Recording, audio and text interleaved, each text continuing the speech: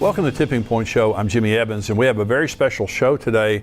I'm going to be talking with a regular guest on the show, Bill Koenig, about current events in Israel and the direct connection between American foreign policy on Israel and God's judgment on the United States. We're talking about anti-Semitism on college campuses, anti-Semitism worldwide, the war between Iran and Israel, world events that are happening right now, Russia, China. We're talking about all kinds of things, but kind of central related to Israel. And before I get into that interview, let me just say, Bill, Mark Hitchcock and I have a new book. We've written a series called What's Next. Our first book was on the Iran or the Israel-Gaza war. Many of you have gotten that. This one now releases this coming Friday, April 26th on Amazon. It's called Artificial Intelligence and the Antichrist, AI and the Antichrist. What's next? We're talking about what's going on in the world currently and what's about to happen. What's going on in the world right now is artificial intelligence and the rise of the Antichrist spirit, and we believe the Antichrist is going to come very soon. That he'll step onto the world scene very soon. The rapture. We have another book coming out right after this on the rapture of the church. These are the things that we believe are coming next. And so this releases this coming Friday on Amazon. Be sure and get that, because this will bless you and help you and tell you what's going on right now in the world. And I'm very excited today to have Bill Koenig joining me. I've mentioned his book, Eye to Eye. This is his book. I've mentioned it many times. We're going to be talking about it today as we're talking about current events in Israel and what's going on around the world. Bill is a journalist, and he served as a White House correspondent. He has a news service called Koenig World Watch Daily. His website has constantly updated stories. We're going to be talking about his website and from some articles on his website today.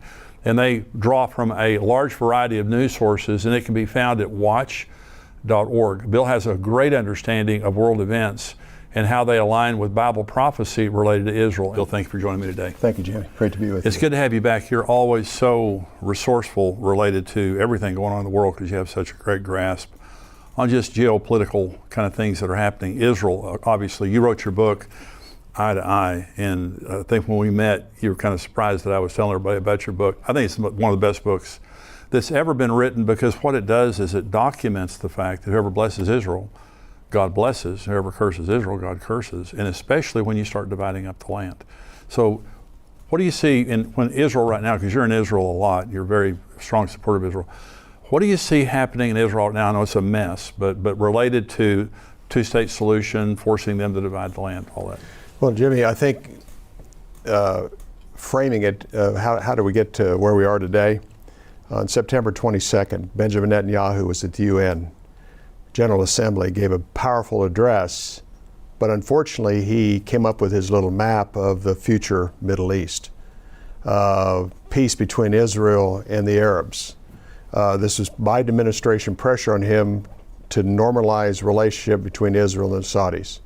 And also that week, Crown Prince bin Salman was on US TV talking about this new time of peace between Israel and the Saudis and the Middle East. And then 15 days later, what was incredible excitement and potential about peace in the Middle East that Netanyahu was talking about went complete opposite direction with the heinous attacks of October 7th. So we went from great hope to a reality of a whole new Middle East that we're seeing right before our eyes.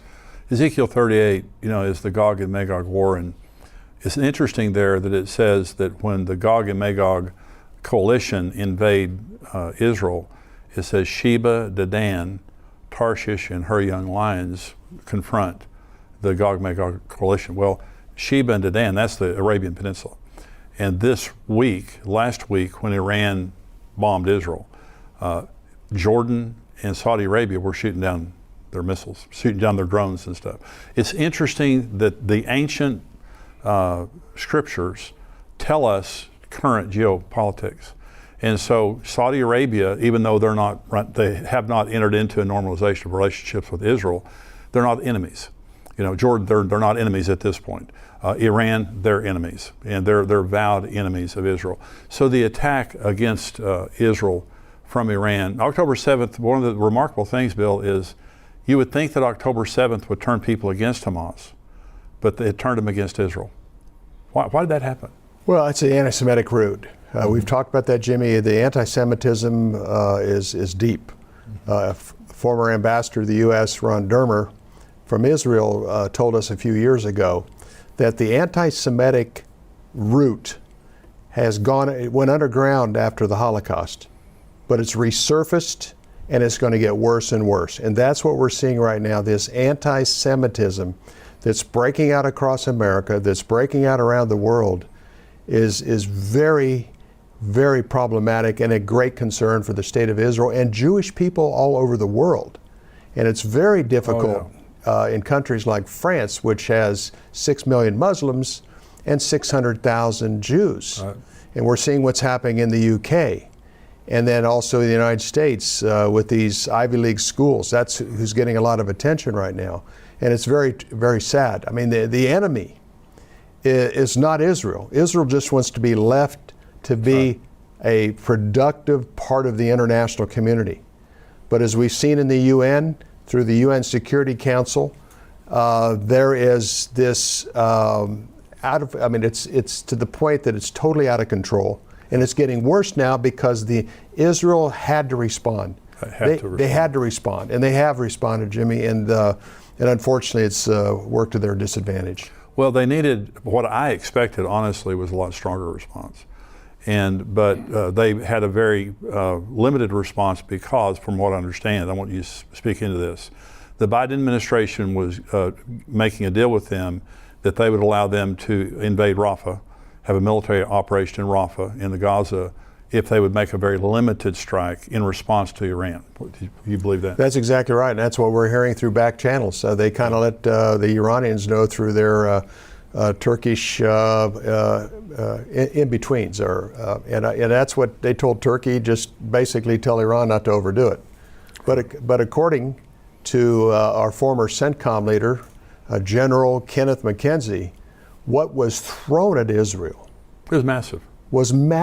Yeah.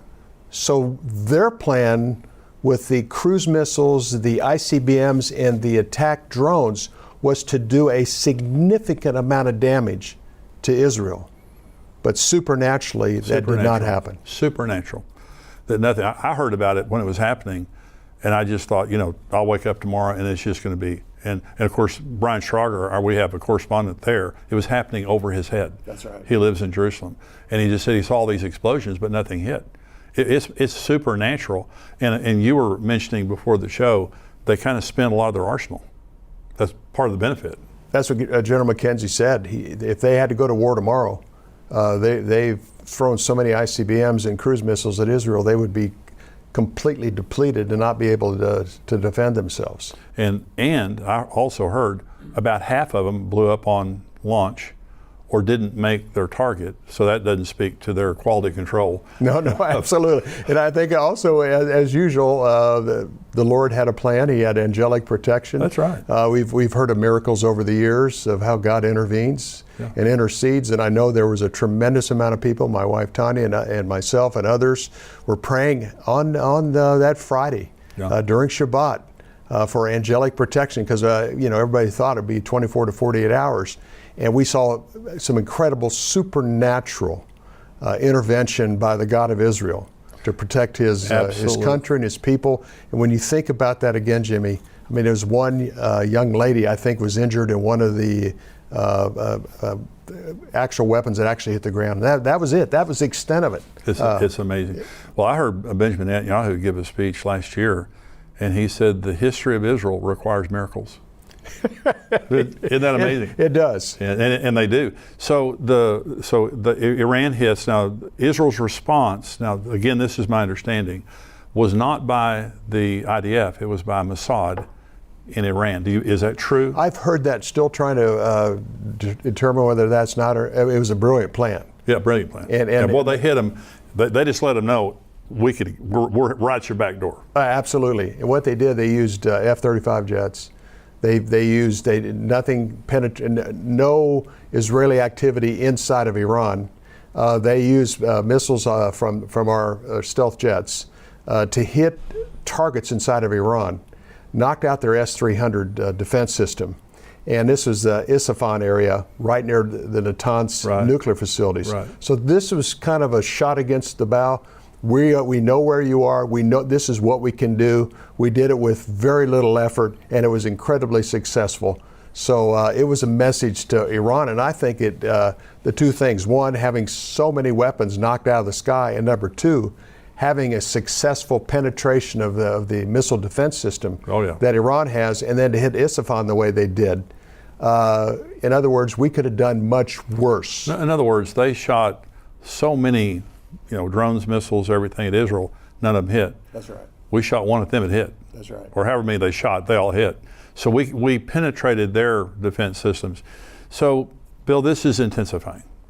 And when we had a tour scheduled to Israel last November, December, and in October 7th when that happened, 2 days later, American Airlines canceled our tickets in November, December. And I told someone, for an airline to cancel that far, they knew something. They knew something very serious. And so since then, it's just gotten worse and worse. It's still very intense today. So Israel is in this crucible. They're surrounded by enemies, literally fighting a 7-front war that's not going away. All of their enemies are still there. If they don't finish the war in Gaza, they will reconstitute. Hamas will reconstitute. That's right. And so, but they still have all their enemies. Iran is still very much vowed to their destruction. There is no such thing as a two-state solution. The Palestinians don't want a two-state solution, they want a one-state solution. Is that correct? Right. Exactly. And, right after October 7th, here we have President Biden telling the international community, now's the time to do the two-state because that'll neutralize Hamas and Hezbollah. It's absolutely, totally absurd. Absurd. Totally absurd. But this is the mindset. And there's a greater desire right now for the two-state than ever because they want to stop all these problems. It's cost the EU and the United States a tremendous amount of aid, but it's not going to happen. And also the Biden administration right now is getting ready to get back after the normalization talks between Israel and the Saudis.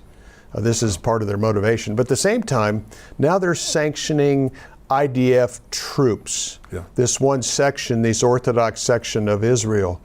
And the problem there, Jimmy, we know once we start sanctioning one battalion or one group of soldiers, it will be more and more, and this will empower the international community to do the same thing. Yes. And this does not bode well. And we saw the eye-to-eye pressure of March 25th at the UN, when the UN Security Council voted to call on Israel to cease fire, and the United States abstained. And within a few hours, we had a collapse of the Francis Scott Key Bridge. Now, you texted me that day. And so let me first of all say, Eye to Eye is a book where Bill documents, you're a journalist, and you document, this is not emotion, this is not, trying to make something out of nothing. You absolutely document that every time that the United States has tried to divide Israel, our foreign policy has been anti-Israel, whatever. There's been some kind of a natural disaster, a historic natural disaster or something. So go back to March 27th. Yeah, it's in the same day or within 24 hours. So you have the event, Jimmy, and then the catastrophe. Right. And the greater the pressure, the greater the corresponding event. In the UN Security Council, there's 5 permanent members, 15 other members. 5 permanent members have to completely unanimously agree or have no vetoes in order for a resolution to pass. So we have France, the UK, United States, China, and Russia that are on the UN Security Council. 4 of the 5 voted to force Israel to stop or cease fire right around the time of Ramadan. Right. And the United States abstained. And about 1:30 in the morning, the day after, the collapse of the Francis Scott Key Bridge. I mean, look at Francis Scott Key. He wrote our Star Spangled Banner. You think of the significance of our national anthem. Absolutely. It's one of those events. And then we also, the Biden administration was talking about sanctioning and increasing sanctions. On April 5th, we had a 4.8 earthquake in the Northeast. It was 7 miles from White House Station, New Jersey, right at the time they were talking about sanctions on Israel. So I feel the intensity right now. I feel the just an abnormal, what you're sensing, Jimmy, you mentioned, is just a very unusual time of disruption, atmospheric and spiritual disruption. Absolutely. With the target Israel. It seems like October 7th, and we talk about anti-Semitism, it's not an ideology. No one can really articulate the ideology behind anti-Semitism. It's a spirit. And it's like on October 7th, there was just like the gates of hell were opened. And you see school children, the college campuses, and what's happening. I was watching the news last night because they were arresting a bunch of people, and there were college demonstrations all over America, not pro-Palestinian, anti-Israel. And so I saw an article yesterday, I think it was the New York Times, and this Jewish woman said, "My family and I are moving back to Israel. We don't feel safe here any longer." And America has been the safe haven for the Jews, except for Israel. And now Jews are having to move back. So this is watch.org. This is Bill's website, great website. I look at it every day. And let's talk about some of the headlines. And so, U.S. report accuses Israel of causing severe human rights crisis in Gaza. You believe that? Well, Hamas is the reason for that. Absolutely. And unfortunately, it's Isaiah 5:20. We call evil good, good evil. And this is the momentum this is building. It's going to International Criminal Court. We're going to be in The Hague on July 4th and 5th, defending the state of Israel, biblically and also legally. And this is building, and it's going to get worse and worse. I mean, there is a feeding frenzy taking place right now in the international community having to do with the state of Israel. And this anti-Semitic root is growing exponentially around the world. And what I hate, the International Criminal Court, which is it's an illegitimate court, because it violates sovereignty across the board. Absolutely. And so South Africa sued Israel for apartheid or whatever they were suing them for. And Israel showed up at the International Criminal Court defending themselves. I wish they wouldn't have done that, because they're giving them legitimacy. Because then when they make a judgment, so-called, it would be binding. There's another headline. It says, Russia warns the world is on the brink of a direct military clash between nuclear powers. And of course, Putin, Russia's economy is smaller than the state of Texas. And so they really, in an economic sense, they're a regional power. However, they have, I think, over 5,000 Soviet-era nuclear weapons, which makes them, a force to be reckoned with. Do you believe that we're going to be facing some kind of a World War III scenario?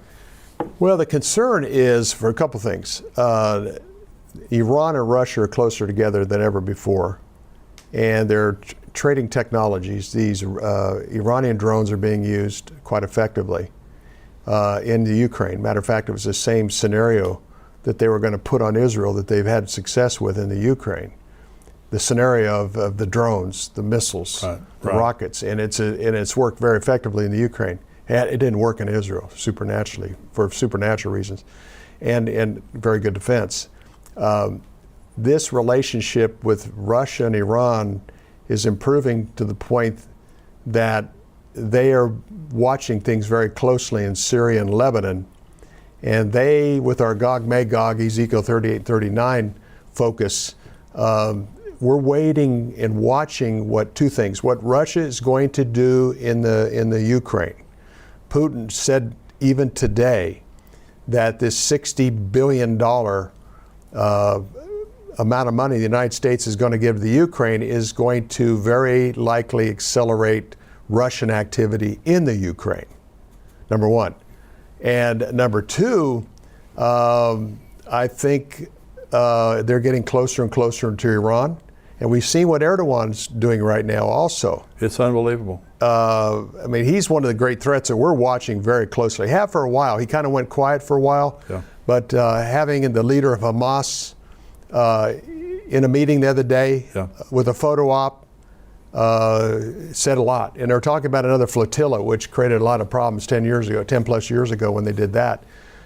So we have Putin and the nuclear threat, and they use that fairly often. Former President Medvedev talks about Russia's nuclear capability.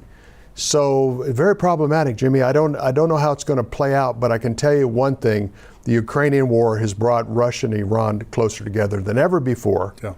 And Russia also has a very significant position inside of Syria. We've even heard rumors they're conceptually or have moved troops to the Israelis' northern border, southern border of Syria. Now, I've heard that. Of course, right now you have Turkey, Russia, Iran. They're in Syria. The Gog and Magog war is Russia, Iran, Turkey, and some northern African nations. And so they're all aligned. They all hate Israel. And especially you see Russia, Iran, and Turkey. The Gog and Magog war is unfolding. And now there is in Ezekiel 38, it says that God is going to put a hook in the jaw of Gog and Magog and pull them down. In other words, what he's saying is, I'm going to provoke you. You're not going to make this decision. I'm going to make it for you. Now, when Israel responded to Iran's attack, very limited, very surgical. But Elam, there's a prophecy in Jeremiah 49 that talks about a judgment against Elam. And Elam is southern Iran. And that's where they have many of their nuclear installations. And I was wondering this week if they would strike, southern Elam. It would be a massive strike. But the interesting thing about Jeremiah 49, it says, in the height of your power, I'm going to knock the bow out of your hand, and I'm going to judge your princes, not the people. Because the people of Iran are great, and they're the biggest revival in the world is happening in Iran. And so, but he says, I'm going to knock the bow, your launchers, out of your hand, and I'm going to judge your princes. So that's going to happen one of these days, and I don't know the exact timing on everything, but it's just all happening. Absolutely. I remember when we first talked right after October 7th, and we discussed, is this the time? I said, well, Iran's very patient, they're very strategic, and they have a plan. That's and they're going to, when we talk about Soleimani was taken out in January 2020 it wasn't 2020, it was 2000, in that area of time. No, I'm sorry, January 6, 2020, the Trump administration took out Soleimani. Right. They took out al-Baghdadi. They took out the biggest threats to Israel at that time. And but they didn't do anything. Iran didn't do anything. They've had nuclear scientists taken out. They've had all kinds of things happen within their country. They've seen one shipment after another taken out in Syria, in Lebanon, but done nothing. But what's interesting, Jimmy, this time when Israel strategically hit the Iranian consulate right next to the embassy in Damascus, that was a trigger. And Iran had to do something. And even to the extent that they did something so significant and it failed, had to set things back. But nonetheless, we're watching Putin, Erdogan, and Khomeini make their moves right now. So we're watching them very closely to see the timing of these. I've been preaching on prophecy for 42 years, and back in the 80s when I started preaching on prophecy, I would say these things like Gog and Magog is going to happen. Well, Turkey was friends with Israel, and they were doing military maneuvers with them and all that kind of stuff, 15 years ago.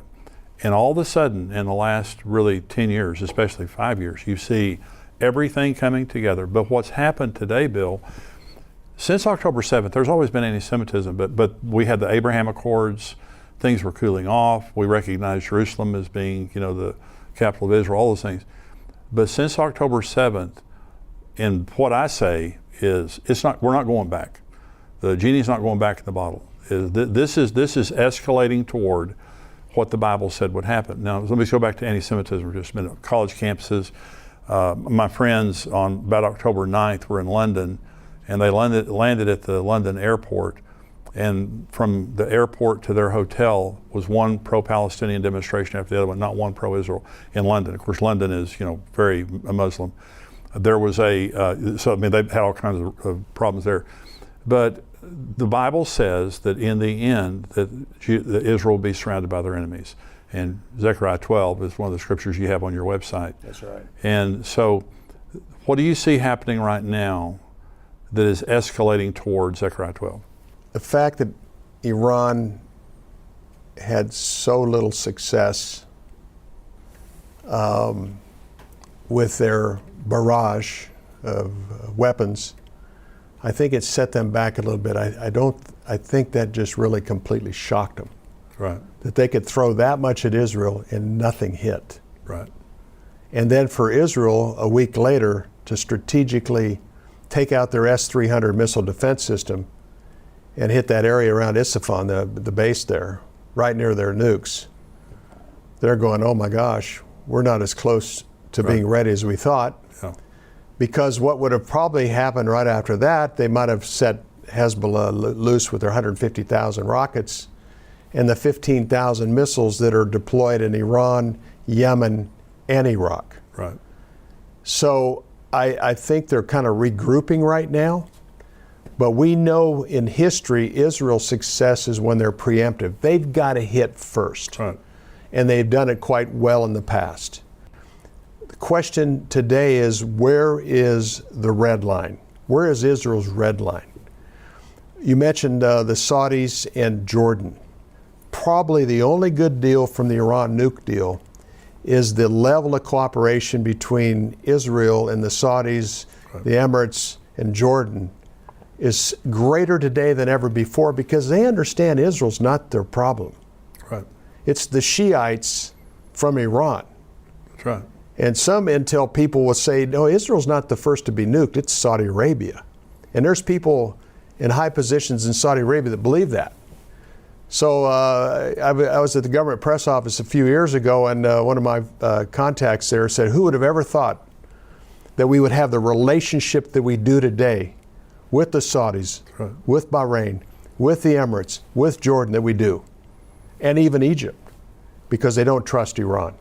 You know, I hope you enjoyed the show today, and I hope you are a subscriber. First of all, on YouTube, subscribe to our channel here. Just hit the subscribe button, but also become a subscriber on endtimes.com, $7 a month or $77 a year. It is a great value because we have podcasts that come out all week long, articles, breaking news, all kinds of things to keep you encouraged. Every Sunday I do a devotional. It's called A Good Word.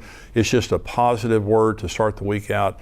And of course, tomorrow, Mark Hitchcock has his podcast, Marking the End Times. We have Brian Schrauger from Israel on Tuesdays giving updates there, and many other articles, breaking news, endtimes.com. Thank you for being a subscriber. If you're not a subscriber, go to endtimes.com and become a subscriber. We have our conference coming up. We have all of our resources there on endtimes.com. So we'll see you again next time. God bless you.